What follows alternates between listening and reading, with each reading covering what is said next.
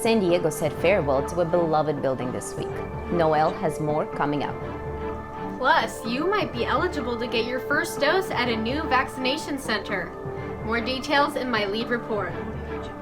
And a famous boxer is ready to share his life story. I'll have more in entertainment. Also, it's a little wet outside. Are we gonna get some sunshine soon? I'll have more details for you in weather. Newscene starts now.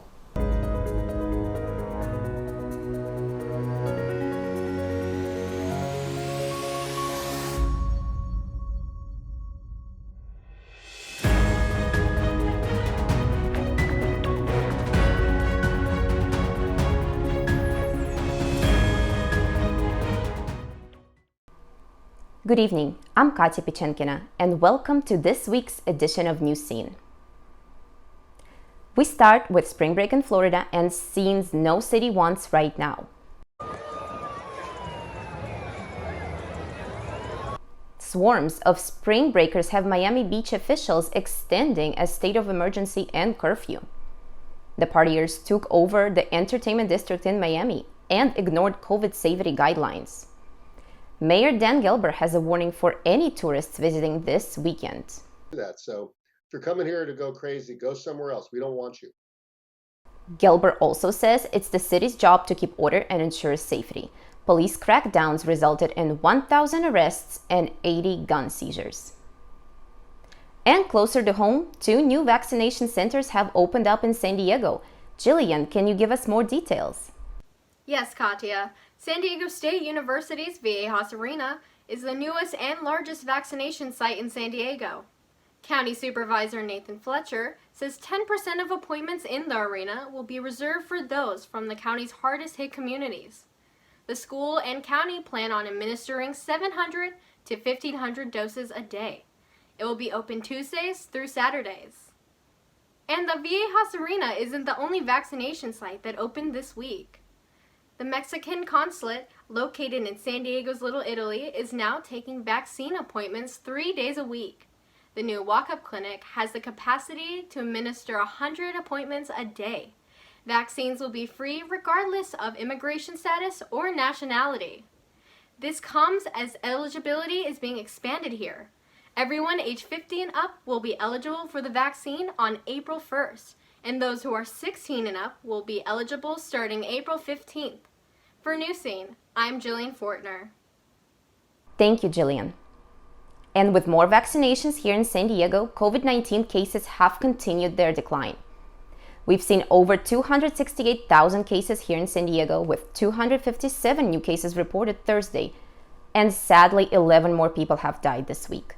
Our county death toll is over 3,500. Fortunately, over 46 million Americans have been fully vaccinated for COVID-19. In San Diego County, over 1.5 million vaccine doses have been successfully administered. San Diegans continue to show their support against racism targeting the Asian American and Pacific Islander community.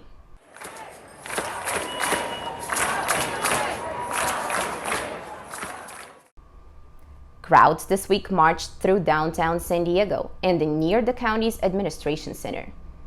Many shared their personal experiences dealing with racism and chanted together against all hate. City leaders have announced they're working closely with the AAPI community. The district attorney's office also established a hotline for the reporting of hate crimes against Asian Americans. And now over to Washington. Vice President Kamala Harris is taking the lead on 2 Biden administration initiatives. The former California Attorney General is calling for the Senate to immediately act on gun control legislation. Her comments come after 2 mass shootings left 18 people dead. The vice president is not ruling out the possibility of executive action from the White House. Harris is also now in leading the effort to address the surge in migration at the southern border. But I've asked her, the VP today, because she's the most qualified person to do it, to lead our efforts with Mexico and the Northern Triangle. And a jury is set for the trial of the former Minneapolis police officer who is charged with the murder of George Floyd. I'm hopeful that since it's only a few days, that we'll have 14 people show up, and those 14 will be seated and sworn, and we'll proceed with opening statements at that time. The jury consists of 6 white, 4 black, and 2 mixed-race jurors. This is important to note, as race is expected to be a factor at the center of the trial. You may recall worldwide protests for racial justice and police reform followed Floyd's death in May. Derek Chauvin is facing 2nd and 3rd degree murder charges. And San Diego's Convention Center will now be home to migrant children. For almost a year, the landmark has provided shelter for more than 4,000 unsheltered San Diegans, but city and county officials have decided to work with federal government to house up to 1,400 migrant children. To make room, the previous residents were moved to shelters. The children could arrive as soon as tomorrow. Switching gears, demolition on a historic San Diego stadium is finished. Noelle, tell us everything. For many San Diegans, SDCCU Stadium has been a staple for much of their lives, but today I'm here at the final teardown of the stadium. It will soon be called SDSU Mission Valley and Aztec Stadium. Upper-level demolition was completed Monday, marking the final farewell. After a lengthy negotiation process between the university and the city, demolition started in August 2020. The new $660 million project will consist of a new stadium, recreation area, housing, 400-room hotel, and the satellite campus. Dismantling was done without explosives due to California air laws. This process is a lot slower, but construction is set to be finished in 2022 before the start of Aztec football season. For CTTV, I'm Noelle Mortensen. Thanks, Noelle. And that's a wrap. The 6th Annual Social Justice and Education Conference has come to an end.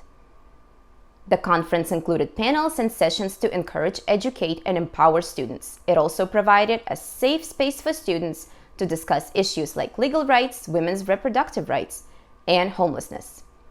The conference also raised funds for Think Dignity, a nonprofit organization.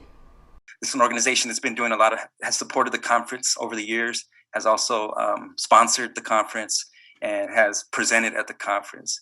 So we're really excited about that partnership. And a new series about a well-known boxer is in process. Susana, tell us more. Thanks, Katia. Yes, it looks like boxing fans will get a chance to see what life is like outside the ropes of one of their most controversial boxers. Mike Tyson just announced a new project based on his life story, and Jamie Foxx will be playing the famous boxer. The project was originally slated to be a movie, but is now planned to be a limited series that will appear on multiple streaming services.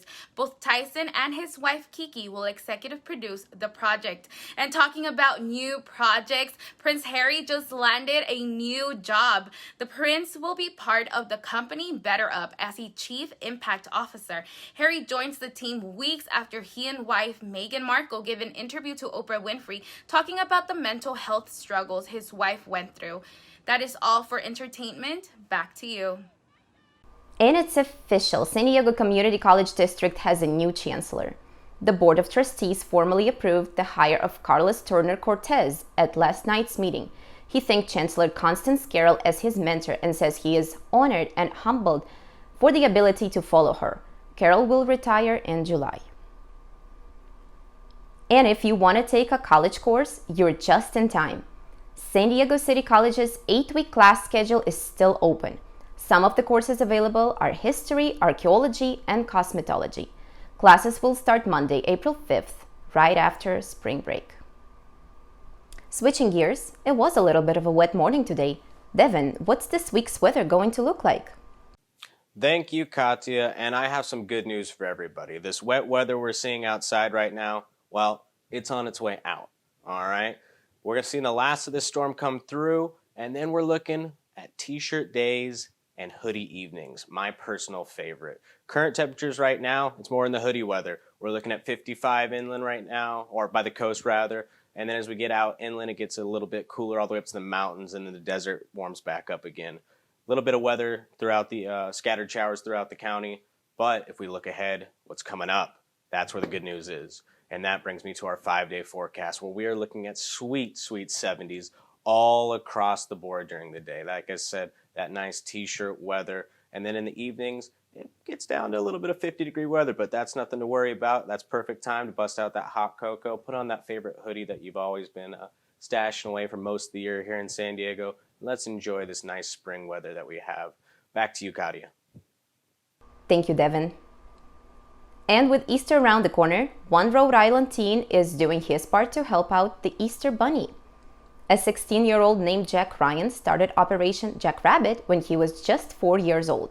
This year, with help from his family and friends, Jack has made 850 baskets. The baskets will go to state charities and be given to children in need this Easter. And that's all we have for tonight.